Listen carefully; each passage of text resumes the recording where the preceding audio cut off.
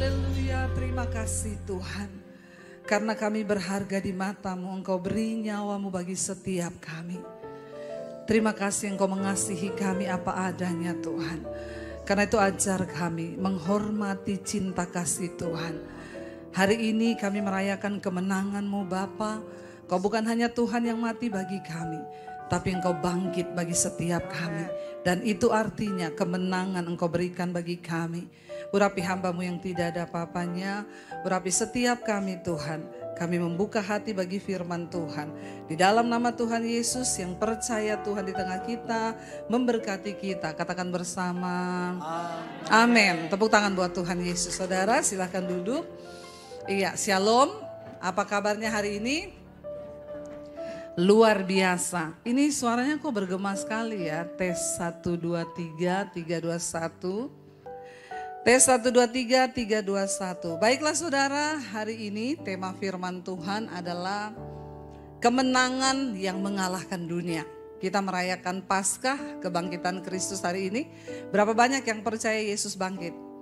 Ya, kita semua percaya bahwa Kristus sudah bangkit bagi setiap kita. Dan itu artinya kemenangan Tuhan beri bagi kita. Kita buka bersama langsung saja 1 Yohanes pasal yang kelima ya. Ini masih ada ehonya loh. Tes 1, 2, 3, 3, 2, 1. 1 Yohanes pasal yang kelima, ayat 1 sampai ayat yang kelima. 1 Yohanes pasal yang kelima, ayat 1 sampai ayat yang kelima. Firman Tuhan berkata, kita baca ayat yang pertama saudara, 1, 2, 3. Setiap orang yang percaya bahwa Yesus adalah Kristus, lahir dari Allah, dan setiap orang yang mengasihi Dia yang melahirkan, mengasihi juga Dia yang lahir daripadanya. Ayat 2, inilah tandanya bahwa kita mengasihi anak-anak Allah, yaitu apabila kita mengasihi Allah serta melakukan perintah-perintahnya. Sebab ayat 3 ya, sebab inilah kasih kepada Allah, baca saudara, yaitu bahwa kita menuruti perintah-perintahnya. Perintah-perintahnya itu tidak berat, sebab semua yang lahir dari Allah mengalahkan dunia. Dan inilah kemenangan yang mengalahkan dunia, iman kita. Siapakah yang mengalahkan dunia selain daripada dia yang percaya bahwa Yesus adalah anak Allah. Berapa banyak dari kita hari ini yang percaya Yesus adalah anak Allah? Lambai tangan. Ya, kalau saudara tidak percaya pulang saja. Berarti saudara salah server. Saudara, setiap kita yang mengaku percaya kepada Kristus, kita harus percaya bahwa Yesus itu adalah Allah yang turun ke dalam dunia. Alkitab berkata, Dia datang kepada umat kepunyaannya. Dulu Tuhan hanya menampakkan diri di gunung-gunung, bahkan tidak berwujud. Ketika Musa berjumpa dengan Tuhan, dia hanya melihat api. Ya, bahkan Elia melihat Tuhan lewat hanya berbentuk angin. Tuhan gak pernah menyatakan dirinya dalam bentuk sesuatu. Tapi Tuhan tahu bahwa manusia itu butuh figur. Saudara disuruh mempercayai yang gak ada gambaran atau gak ada figurnya, saudara susah atau susah? Ya, saudara mau coba berdoa, bayangkan wajah Tuhan tuh kayak apa? Rasanya sulit ya saudara. Ini saya tidak menemukan karakter suara saya ya. Aduh, soundman-nya itu coba tolong ya. Tes 1, 2, 3, 3, 2, 1. Dia matiin sekalian. Haleluya, puji Tuhan ya. Semoga saya dapat mengalahkan dunia ini. Saudara, dikatakan bahwa ya, bahwa setiap kita, nah ini mulai dapat nih. Mulai dapat ya. Yang percaya kepada Kristus, kita harus percaya bahwa Dia berasal dari Allah. Titik. Dan Kristus itu adalah Allah yang turun menjadi manusia. Dan inilah tandanya saudara bahwa kita mengasihi Allah, dikatakan kalau kita ini melakukan perintah-perintahnya. Banyak orang berkata hanya percaya kepada Tuhan. Saya berulang kali mengingatkan kepada setiap kita jemaat Tuhan. Alkitab berkata, kalau engkau hanya percaya bahwa Allah itu ada, maka setan juga percaya. Jadi kalau level iman kita hanya percaya, berarti kita satu level sama setan. Apa yang membedakan iman kita dengan setan? Kita melakukan perintah Tuhan. Kemarin saya angkatin satu khotbah singkat di Instagram saya. Karena banyak yang bertanya, ini lagi heboh pembahasan tentang santet. Ya, Bu, apakah benar santet itu ada? Saudara, di dalam Alkitab terutama dalam Perjanjian Lama, para nabi-nabi itu harus berhadapan dengan tukang sihir, dengan tukang tenun. Di dalam Alkitab itu memang ada. Tapi mereka dimurkai oleh Tuhan karena mereka memakai kuasa gelap. Saudara harus percaya bahwa setan itu ada. Saudara harus percaya bahwa kuasa gelap itu memang ada. Bahkan Alkitab mencatat ada tingkatan-tingkatannya. Roh-roh jahat, penghulu-penghulu jahat, pemerintah-pemerintah jahat di udara. Berarti ini bicara tentang kuasa kegelapan. Dan kalau kuasa kegelapan itu ada, memang dia nyata, saudara. Ya, lalu saya mengangkat kemarin khotbah singkat di mana Yesus berkata, cara satu-satunya untuk menangkal kuasa gelap sudah pasti yang pertama kita harus percaya kepada Kristus. Yang kedua adalah kita harus menjadi pelaku firman. Alkitab berkata, jangan kamu kalah dengan kejahatan, tapi kalahkan kejahatan dengan kebaikan. Kalau orang benci kita, saudara balas dengan benci, sudah pasti kuasa jahat bisa mengenai hidupmu. Tapi kalau orang berbuat jahat pada kita, lalu kita balas dengan kebaikan, artinya Yesus berkata, doakan orang yang berbuat jahat padamu, mintalah berkat. Itu artinya kamu tidak ada kepahitan, hatimu itu tulus, setan tidak mungkin bisa masuk. Lalu banyak yang berkomentar begini, Bu, ya bukankah kalau kita percaya Yesus sudah otomatis tidak ada kuasa gelap bisa menembusi? Maaf saudara, tidak ada jaminan engkau beragama Kristen lalu setan akan takluk kepadamu. Tidak ada jaminan. Alkitab mencatat hanya orang-orang yang sungguh-sungguh percaya dan hidup melakukan firman Tuhan, merekalah yang akan memperoleh kuasa dalam nama Yesus. Karena kalau kita nggak menjadi pelaku firman, walaupun kita pelayanan, kita khotbah, tapi engkau hidup di dalam dosa, maka engkau sama dengan temannya. Temannya siapa? Temannya setan, amin. Setan tahu loh siapa milik kepunyaannya. Dan Alkitab berkata Tuhan juga tahu siapa milik kepunyaannya.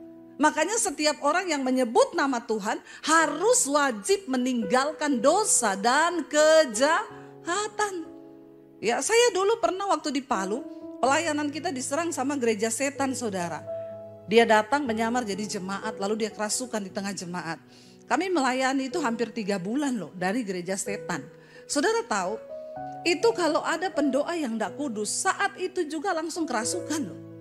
Langsung kena serangan balik. Ya, ada teman kami, dia tuh ya pelayanan di gereja tapi agak-agak tulang lunak. Ya, cucok meong, ya.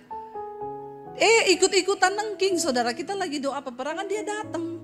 Langsung masuk ke ruangan, nengking dalam nama Yesus, dalam nama Yesus. Langsung saudara yang kerasukan lihat dia terus ngomong gini, kan kamu temanku. Ayo. Langsung kita suruh, mending kamu cepat-cepat pergi daripada kamu juga kerasukan di sini. Lo setan tahu. Saudara mau pendeta, mau pelayan Tuhan, mau pemusik, mau singers, mau pengkhotbah, kalau engkau hidup di dalam dosa, setan tahu hidupmu. Makanya gak usah pencitraan, amin. Karena Tuhan tahu, setan juga tahu. Tahu saudara, ya. Kau yang berkata Kristen tapi kau hidup dalam persinahan, perselingkuhan, setan tahu. Bapak-bapak dan juga ibu-ibu. Kalau saya ngomong bapak-bapak tuh nanti saya dimarahin.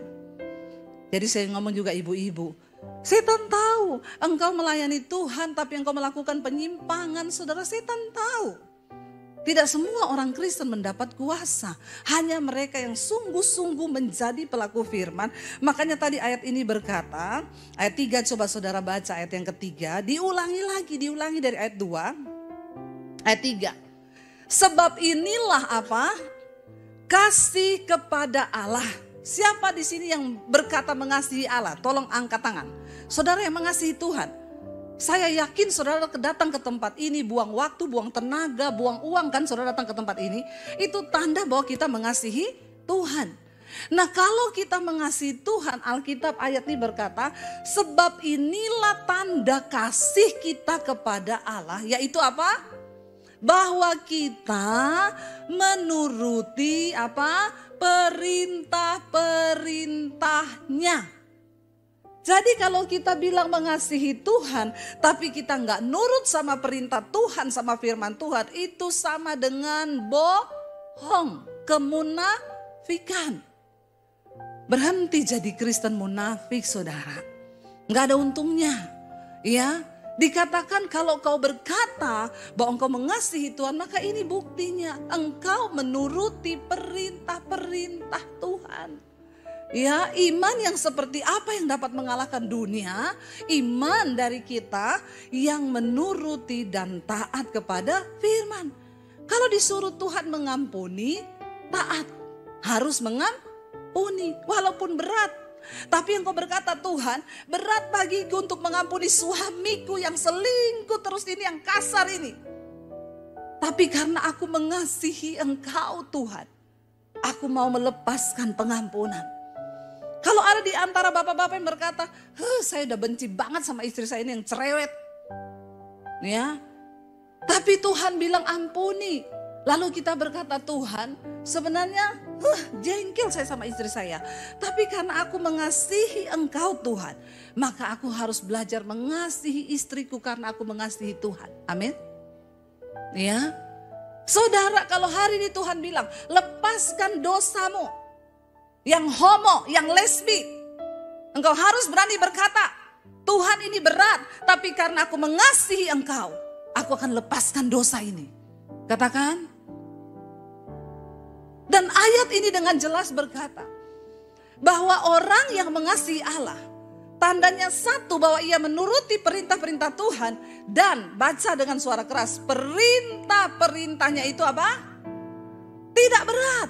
Kalau ada orang yang berkata melakukan firman itu berat, berarti engkau tidak sungguh-sungguh mengasihi Tuhan. Karena orang yang mengasihi Tuhan tidak akan pernah bilang bahwa melakukan firman itu berat. Orang yang sungguh-sungguh mengasihi Tuhan nggak akan bilang hidup kudus itu berat. Katakan. Hanya orang yang sungguh-sungguh mengasihi Tuhan yang mudah untuk melakukan firman. Karena kasih kepada Tuhan tidak dapat dikalahkan oleh kasih yang lain-lain yang saudara. Termasuk ketika Tuhan engkau suruh mengorbankan hartamu. Termasuk ketika Tuhan suruh mengorbankan apapun yang kita miliki. Kenapa saya rela meninggalkan keluarga saya ketika saya disuruh memilih Yesus atau keluarga? Karena aku mencintai engkau Tuhan. Bukan tanpa air mata, dengan berderai air mata. Tapi aku menunjukkan bahwa aku lebih mengasihi Tuhan dibandingkan segala-galanya. Saudara, kalau hari ini engkau tidak bisa melepaskan kasih akan dosa, engkau masih hidup dalam kenajisan, kepahitan atau apapun itu pertanda bahwa engkau tidak sungguh-sungguh mencintai Tuhan. Ayo kita belajar mengasihi Tuhan. Nah sekarang saudara, mungkin ada yang bertanya, kenapa sih kita harus mengalahkan dunia? Emang dunia itu apa? Kenapa iman kita harus kuat untuk mengalahkan dunia? Dunia ini satu-satunya yang bisa menarik engkau jauh dari kasih karunia Tuhan. Mari buka bersama 1 Yohanes pasal yang kedua, ayat 15 sampai 17. 1 Yohanes pasal yang kedua, ayat 15 sampai dengan ayat yang ke-17. Firman Tuhan berkata, saudara, baca sama-sama 1, 2, 3. Janganlah kamu mengasihi dunia dan apa yang ada di dalamnya. Jikalau orang mengasihi dunia, maka kasih akan Bapa tidak ada di dalam orang itu. Sekalipun kita berkata kita mengasihi Tuhan, kalau kita mengasihi dunia ini, maka kasih akan Tuhan tidak ada dalam hidup kita. Ayat yang berikutnya berkata, apa sih yang ada dalam dunia, saudara? Baca bersama dengan suara yang keras.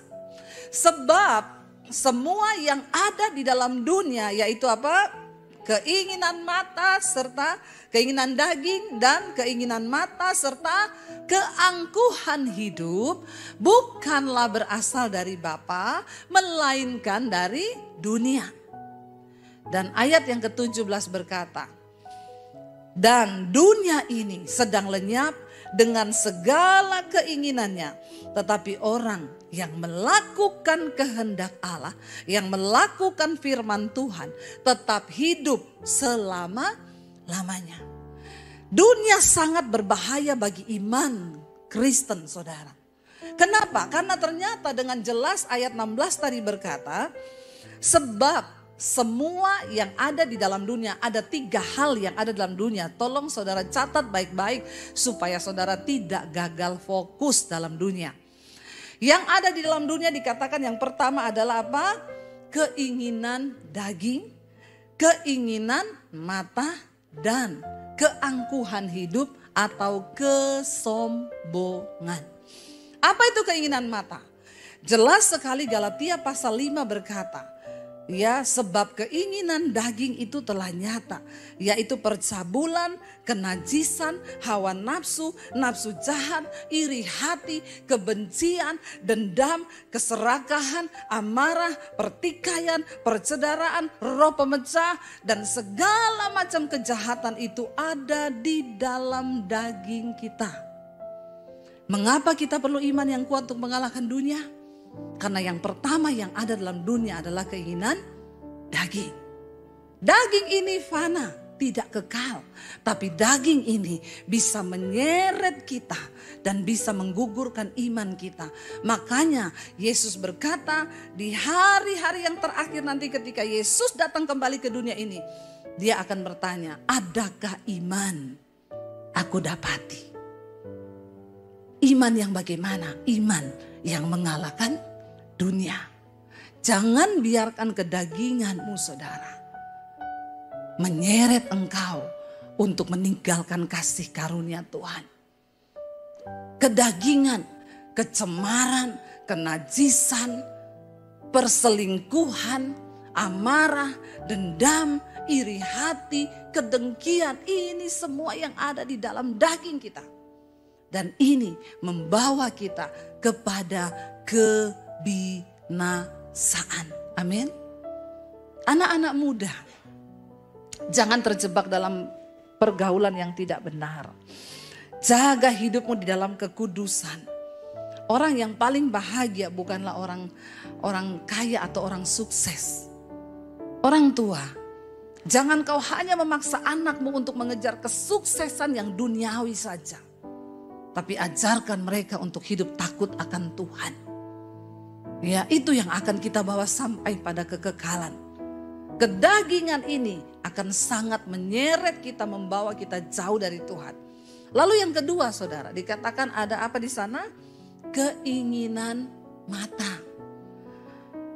Kita dikejutkan ya dengan berita-berita. Saya ini meninggalkan tanah air ini hampir 1 bulan. Dan saya mendengar berita-berita di Indonesia ini, banyak yang terjadi. Pertama kita dikejutkan, 1 keluarga bunuh diri. Ya, anaknya gak mau, diikat pakai tali, didorong, lalu orang tuanya menyusul. Kenapa ini semua bisa terjadi, saudara? Karena hal duniawi, keinginan daging, keinginan mata, terjebak dalam hutang yang banyak. Alkitab bilang kalau kita hidup mencukupkan diri, tidak mungkin kita ini terjebak dalam hutang. Hati-hati, saudara.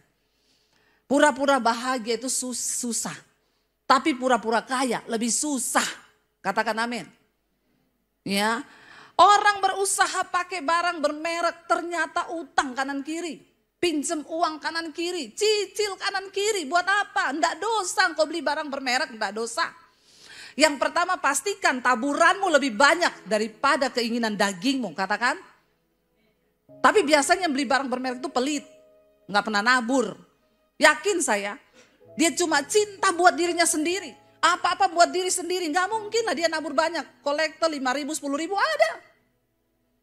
Bagi yang merasa saja. Tobat, tobat, tobat. Ini keinginan daging yang sangat bisa membinasakan. Tidak dilarang, silakan kalau engkau punya uang. Yang pertama, taburanmu harus lebih besar daripada keinginan diri. Yang kedua, pastikan engkau memang punya uang, bukan dari utangan atau gaya-gayaan. Katakan, jangan ikuti gaya hidup saudara. Berkali-kali saya menasehatkan, tekanan itu berbanding lurus dengan gaya, itu hukum fisika. Makanya semakin banyak gayamu, semakin banyak tekanan hidupmu. Sebenarnya tekanan hidup berasal dari mana? Gaya. Kenapa bisa sampai bunuh diri, terjebak hutang? Alkitab bilang cukupkanlah dirimu dengan apa yang ada padamu, cukup. Tapi kalau orang mau hidup gaya-gayaan ya beda cerita. Jangan terikuti dengan keinginan mata. Orang lain pengen, kenapa saudara? Tiba-tiba kasus korupsi 271 triliun. Wow. Itu bisa bangun satu kota loh. Saudara pernah bayangkan gak punya uang 1 triliun? Bayang aja gak pernah saudara bagaimana mau dapat. Ya. Dari bayangkan dulu aja, bayangkan. Saya waktu dengar itu, aduh saya bilang sama suami, punya uang 1 triliun tuh gimana rasanya? Apalagi nih 271 triliun. Haleluya ya, nikahnya di Disneyland. Impian semua wanita toh. Ya, amin. Cewek-cewek pengen nikah di Disneyland, pastikan tuh bukan uang korupsi. Ngeri ya. 2 bulan lalu saya diajak jemaat Mesbah doa. Bu, udah pernah ke Jepang belum? Belum. Ayo Bu, tak ajak ke Jepang. Gratis lagi tuh saya berangkat. Ya, sampai di sana kita berdiri di depan istananya Cinderella. Ada pesta pernikahan, saya bilang, kok pas banget ya. Kita udah berdiri di sini, pas lagi ada pertunjukan Cinderella menikah. Karena kurcacinya sudah siap semua dengan kereta-keretanya. Saya sudah membidik dengan kamera saya zoom gede-gede itu pas pintu keluarnya istana. Yang keluar Cinderellanya gendut, pangerannya juga gendut. Saya bilang, kenapa Cinderellanya salah ya? Ternyata itu memang orang beneran lagi nikah di situ, bayar, sewa. Bayangkan berapa puluh miliar tuh nikah di situ, saudara. Ya, saya bayangkan ya, saudara. Tapi ternyata dari uang hasil yang begitu, beli private jet. Ini apa ini? Keinginan mata, keinginan daging, keangkuhan hidup. Akhirnya terseret. Hati-hati saudara, ini yang ada di dalam dunia. Jangan kepengen dengan apa yang orang miliki. Jangan kepengen ya. Saya nih loh kemarin diundang ke Amerika. Saya bilang, Pak, saya dikasih tiket ekonomi saja. Dikasihnya bisnis. Tapi kan kita enggak minta. Ya saya nikmati dikasih. Ya, kecuali kita sudah berubah, saya harus bisnis ya. Karena kalau ekonomi badan saya sakit semua, itu pret. Itu keangkuhan hidup itu. Ya, saya di Indonesia kalau diundang gereja-gereja di mana, di Manado, di Makassar, di Morowali, Bu kami undang ya, tiketnya Garuda ya, enggak usah batik aja batik. Ya. Tapi kalau dikasih orang bisnis, ya puji Tuhan, tapi jangan kita yang minta tuh. Jangan kita yang minta, saudara. Ya, hati-hati sekali dengan keinginan daging, keinginan mata, keangkuhan hidup. Mata ini loh bikin orang berdosa. Ya, bapak-bapak istrimu sudah gendut, kau lihat perempuan yang langsing. Ada kemarin orang konseling sama saya. Bu, suami saya itu saya temani dari miskin, Bu. Ini ketemu pelakor baru berapa bulan, dibeliin rumah, dibeliin mobil, pret enggak itu? Di sini enggak ada sih yang begitu. Enggak ada yang ngaku. Bertobat kau ya. Keinginan daging ini, keinginan mata. Demikian juga para pelakor. Saya mau bilang di sini. Ya, bertobat hai perempuan-perempuan. Jangan cuma karena keinginan mata, keinginan daging kau mendapatkan uang, pengen punya apartemen, gak usah kerja, jual diri saja. Neraka tempatmu, bertobat, katakan amin. Ya, ngeri sekali orang-orang Kristen ini, mereka lupa bahwa ini loh, masalah-masalah duniawi ini, kenapa kita harus punya iman yang kuat agar kita mencapai kemenangan. Tapi sekarang banyak orang memilih tidak mau menang, santai aja. Apalagi dia bilang Yesus sudah mati buat dosaku di masa lalu, masa sekarang, dan masa yang akan datang. Ih, kata malaikat, ya, saya takut nanti mau ngomong tidak keceplosan. Ngeri sekali orang Kristen sekarang, menyia-nyiakan pengorbanan Kristus. Udah gitu dia bilang Tuhan sudah tanggung dosaku. Hati-hati dengan pengajaran-pengajaran yang begini, saudara. Engkau harus menghormati Tuhan. Ingat kisah Daud, gara-gara dia jatuh sama Betseba, dia membunuh suaminya Betseba. Tuhan bilang, karena kau merasa aku tidak melihat dosamu, engkau sudah menista aku. Dengan cara apa kita menista Tuhan? Waktu kau terus hidup dalam dosa dan kau pikir Tuhan tidak lihat. Itu sama dengan kau menista Tuhan, saudara. Bertobat, saudara, bertobat. Keinginan daging, keinginan mata itu menyeret orang. Sehingga masuk ke dalam malapetaka.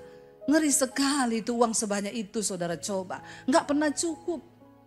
Nggak pernah cukup. Yang satu crazy rich. Ya, koleksi tasnya 500 miliar.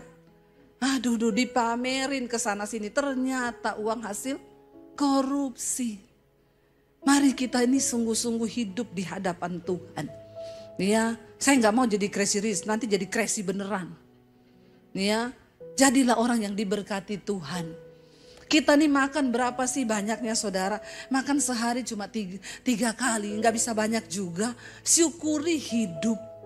Kalau pas Tuhan kasih berkat menikmati, ya nikmati. Tapi jangan kebablasan sehingga menghalalkan segala cara. Ingat, pada saat nanti kita mati, kita cuma masuk di kuburan yang ukurannya itu cuma segitu. Ya, seberapa pun harta yang kau miliki tidak bisa kau bawa di dalam kuburan. Yang ketiga dikatakan di sana ada keangkuhan hidup, kesombongan.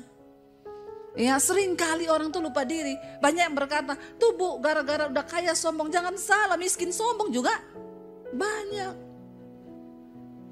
Ya, jadi yang namanya sombong ini memang, saudara, sudah memang bakat dari masih dalam kandungan, sebab kita dikandung di dalam dosa.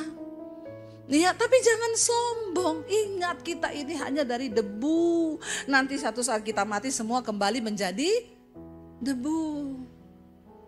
Ya, nggak ada yang bisa kita sombongkan. Mari yang kita banggakan di hidup ini adalah karena aku mengenal Tuhan dan Tuhan mengenal aku. Dia memberi aku anugerah keselamatan. Itu yang harus kita banggakan. Ya, jangan bangga kalau kaya, nggak punya Yesus, kau hidup dalam dosa. Ya, kasihan kau di hadapan Tuhan, melarat, saudara. Hari-hari ini yuk kita hidup yuk hanya bagi kepentingan Tuhan. Ya, kita hidup hanya bagi kepentingan kehendak Tuhan. Sebab ayat tadi berkata yang terakhir, ya sebab ya dunia ini sedang lenyap dengan segala keinginannya. Tapi orang yang melakukan kehendak Allah, melakukan firman Tuhan akan tetap hidup sampai selama-lamanya. Waktu kita hidup menjadi pelaku firman, tidak usah takut mati. Karena kita ada di dalam kekekalan. Waktu kita hidup dalam kekudusan, tidak ada yang perlu kita takutkan. Loh, saya ini kemarin mau berangkat dari New York pulang. Itu kan perjalanannya kan 12 jam dulu sampai di Doha. Dari Doha kita lanjut 8 jam. Ya, bayangkan baru mau naik pesawat, saya ini buka-buka IG, saudara. Tiba-tiba mata saya tertuju ke satu berita di IG, peramal. Ada peramal meramalkan dalam waktu-waktu dekat ini akan ada pesawat jatuh. Kurang ajar enggak itu berita? Saya baru mau naik pesawat, penerbangan 12 jam non-stop sampai di Doha, lalu lanjut 8 jam. Baca berita, ramalan dari seorang peramal di Indonesia bahwa hari-hari ini akan ada pesawat jatuh.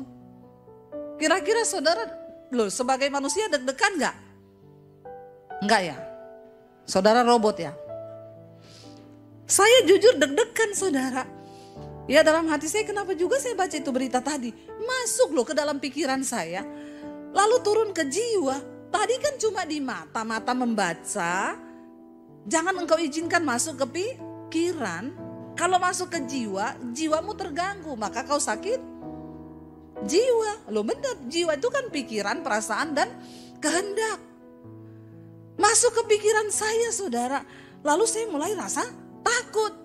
Saya bilang ini enggak benar, ini setan. Ya, apa yang membuat akhirnya iman saya kuat?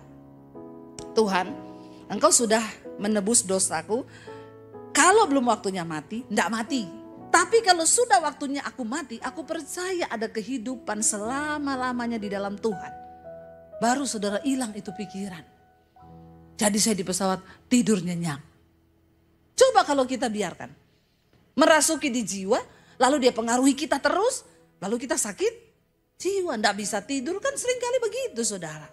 Ya ibu-ibu, kau lihat tas nih di mall, bagus ya, tapi uangku nggak cukup, kau pulang. Besok kau balik lagi, kau lihat lagi, masih ada ya. Besok kau pulang, kau sakit jiwa itu. Sakit jiwa kau, bener. Ya, besar pasak daripada tiang. Lalu akhirnya berusaha gimana ya caranya, pinjam uang utang pakai kredit card beres-beresin utang loh, Tuhan udah mau datang loh. Saya bersyukur hari ini saya nggak punya utang 1 sen pun.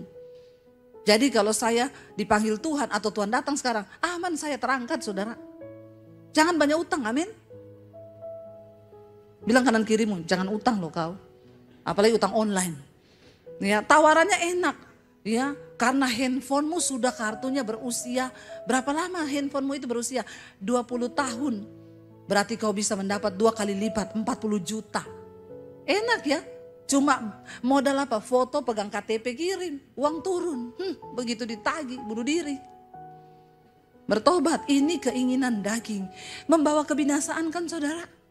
Ngeri loh. Tidak terasa, tapi membuat sakit jiwa. Hidup itu aman, tenang, nyaman. Nggak ada utang, kita nikmati. Ya nggak ada utang, kita bisa makan sambal sama tempe. Asal bahagia kan. Makanya saya bilang pura-pura bahagia susah. Lebih susah lagi pura-pura kaya. Nggak usah pencitraan. Apa adanya aja. Mau pakai brand akhirnya menghalalkan segala cara. Mumpung nih saya khotbah di Plaza Indonesia. Banyak yang begitu saudara. Ya, Alkitab bilang jangan kau merawat tubuhmu untuk memuaskan semua keinginannya. Karena itu akan menyeret iman kita jauh dari Tuhan. Ya, mari kita berdoa, kuasai diri saudara. Ya, kau yang tahu hidupmu. Kau mau beli ini, taburanku sudah cukup enggak ya? Melebihi dari apa yang aku beli buat diriku. Kalau belum cukup lebih banyak taburanmu. Jangan macam-macam. Sebab Tuhan menilai hati kita. Ya, jangan dikuasai dunia saudara. Ya saya kalau dikasih orang ya saya pakai. Ya. Tapi untuk memikirkan sampai nggak bisa tidur, mau beli ini, mau beli itu, aduh saudara, tolak jauh-jauh dari pikiran kita. Ya, masih banyak hal kehendak Bapa yang harus kita lakukan. Dan ayat ini berkata, dunia ini memang sedang lenyap dengan segala keinginannya. Tapi orang yang melakukan kehendak Bapa. Bahkan sekalipun kiamat nanti dunia ini berlalu, orang yang melakukan firman Tuhan, kita akan tetap hidup bersama-sama Tuhan sampai selama-lamanya. Amin. Saya undang para imam musik maju ke depan. Mari saudara, biar hari-hari ini menjadi hari introspeksi diri buat setiap kita. Mari kita banyak merenung di kaki Tuhan. Mari kita mengukur ya apakah kita ini hidup di bawah arus dunia atau tidak. Karena itu kita mau angkat pujian hari ini. Karena salib-Mu Tuhan, kami hidup hari ini. Karena salib-Mu kami menang atas dunia ini. Tuhan sudah memberikan kita kuasa kemenangan. Bangkit berdiri bersama saudara. Karena salib-Mu, amin Tuhan, kami hidup. Bilang pada Tuhan saudara, minta anugerah Tuhan. Kami mau menang atas dunia ini Tuhan. Engkau yang berkuasa dan sanggup. Yes, amin. Lebih lagi, karena salib-Mu ku hidup, karena salib-Mu ku menang. Engkau yang berkuasa sanggup untuk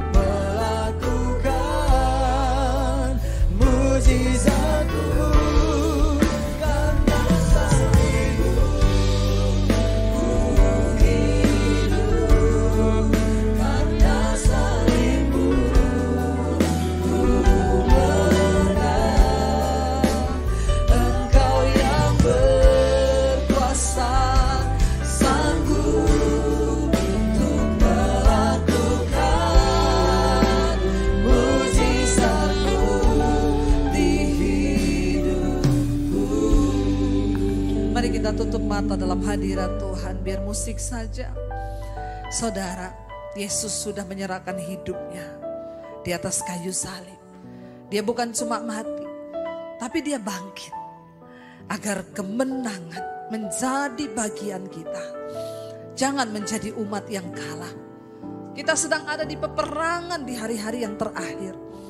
Biar kita berdiri teguh. Jangan menista Tuhan. Karena hidup kita di dalam dosa. Hari ini, sebesar apapun dosamu, Tuhan menunggu engkau kembali, saudara. Tangannya terbuka. Dia menunggu engkau mengambil keputusan untuk berbalik kepada Dia. Tuhan mau kita semua menjadi anak-anak yang berkemenangan sampai di garis akhir. Iman yang teguh terhadap Dia. Ingat saudara, di akhir zaman setan akan bekerja lebih kuat lagi untuk menyeret kita. Dia akan menunggangi keinginan daging, keinginan mata, serta keangkuhan hidup. Tapi biar firman Tuhan yang menjaga langkah hidup kita. Satu kerinduan kita supaya satu saat nanti nama kita dan seluruh keluarga kita boleh tercatat di dalam buku kehidupan. Katakan, Tuhan, kami datang hari ini. Beri kami kuasa kemenangan itu, Tuhan. Karena hari ini kami merayakan kemenangan-Mu di atas kayu salib. Kami tidak ingin iblis menaklukkan hidup kami. Tapi kami mau Tuhan yang menaklukkan kami kepada kehendak-Mu, Bapa. Karena dunia ini sedang berlalu. Dunia dan segala keinginannya sedang lenyap. Tapi orang yang melakukan firman Tuhan akan tetap hidup sampai selama-lamanya. Berikan kami kekuatan, Tuhan, di dalam Engkau. Untuk berjuang terus mempertahankan iman kami. Karena salib-Mu, Tuhan, kami hidup. Karena salib-Mu kami menang, Tuhan. Mari angkat tangan-Mu di hadapan Tuhan. Dengan penuh keyakinan katakan, karena salib-Mu ku hidup. Saudara, terima kasih sudah menyaksikan channel saya. Dan saya berharap semua khotbah-khotbah saya menjadi berkat. Jangan lupa subscribe channel hanya di Debbie Basjir TV. Ya, bukan yang lain. Catat Debbie Basjir TV. Hanya di Debbie Basjir TV. Jangan lupa like, subscribe, dan bagikan ini kepada teman saudara agar semakin banyak orang diberkati. Tuhan memberkati.